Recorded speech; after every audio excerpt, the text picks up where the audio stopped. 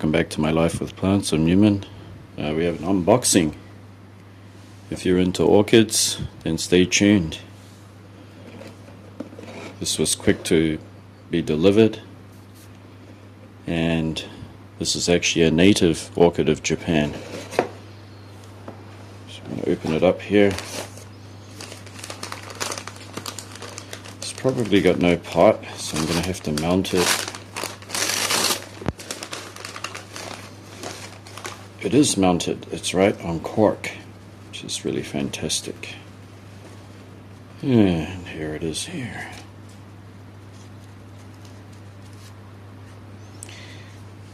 This plant that you're looking at right now is gastrochilus,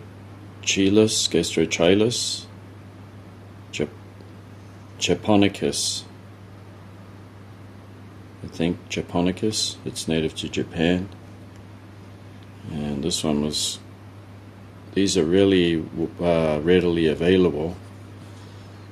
A lot of growers have them, and these leaves are quite thick and juicy. Lacks a pseudo bulb. It's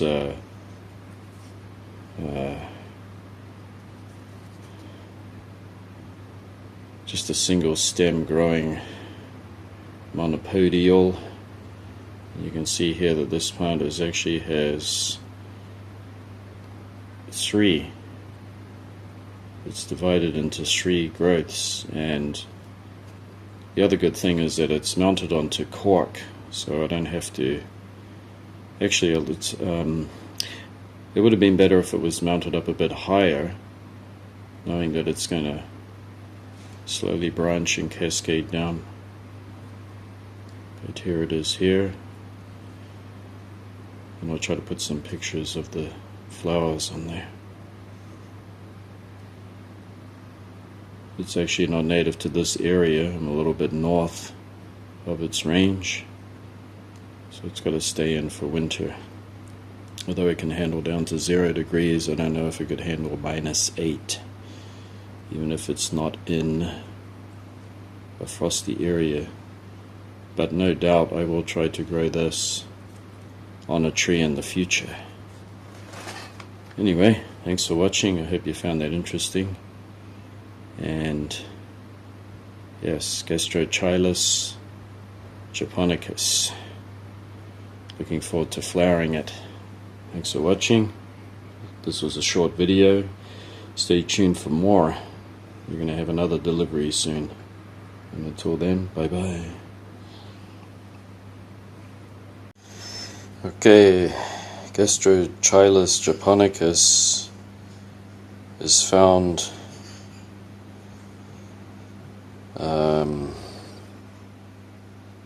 the southern half of Honshu, Japan,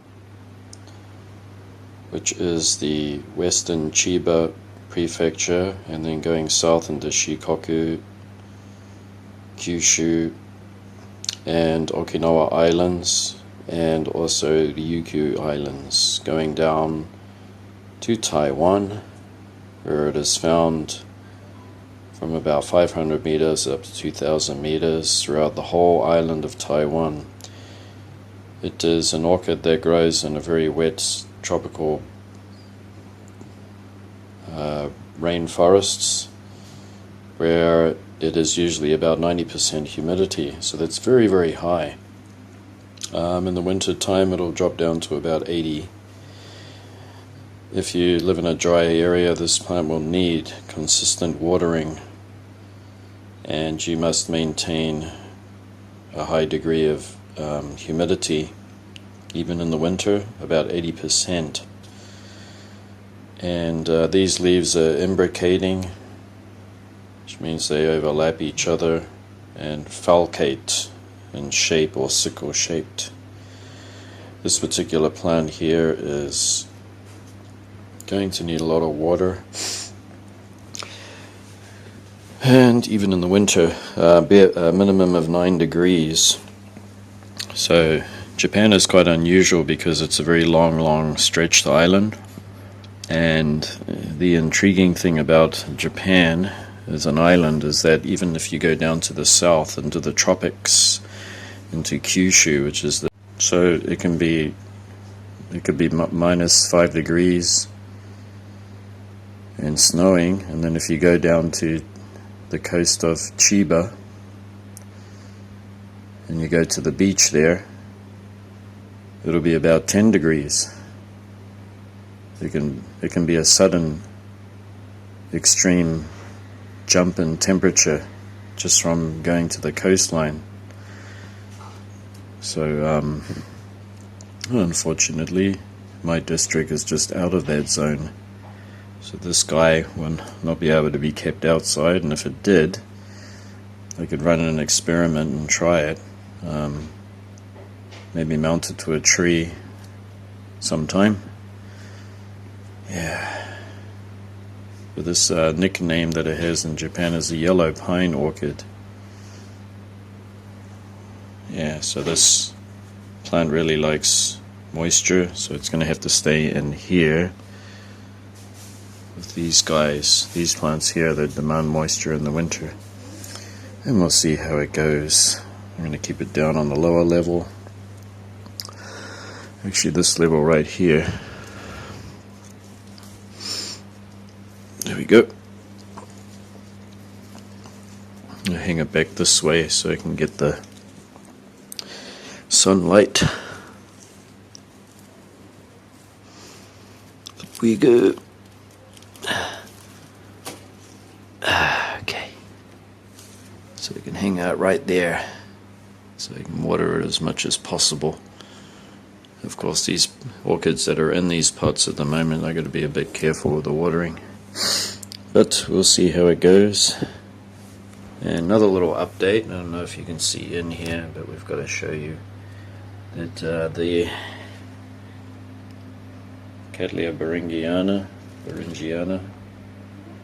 with its lovely blooms here, I'm enjoying. Those petals certainly sparkle in the light. Down here, if we can get past this dendrobium, dendrobium, whatever you called, you can see at the bottom of this cane that's flowering, it's finally putting out roots. Because I knew that, because I've had this plant for over 2 years. You can see those roots are just starting to come out.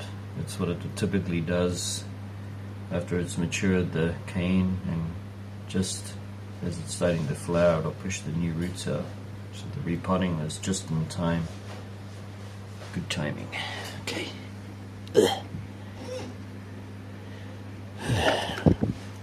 Put this one back, hopefully without breaking it. Ooh. Okay. And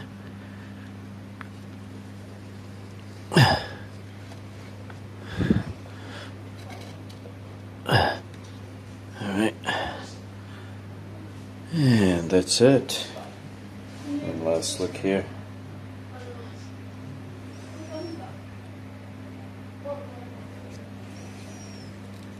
As far as Cattleyas go, this one is one of the toughest.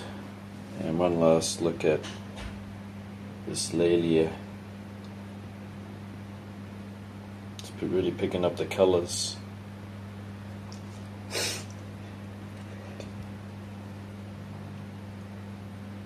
They smell great. They smell like honey. It smells like the honey I put on my muesli in the morning.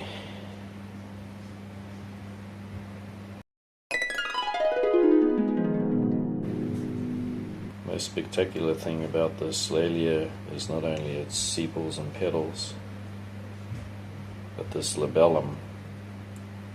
It's a work of art, this flower. It's a dainty work of art. As far as orchids go, I'm kind of attracted to Laelia and this Cattleya beringiana, and of course I love yellows like my Rinco Laelia Cattleya Yonkon. Okay, thanks for watching.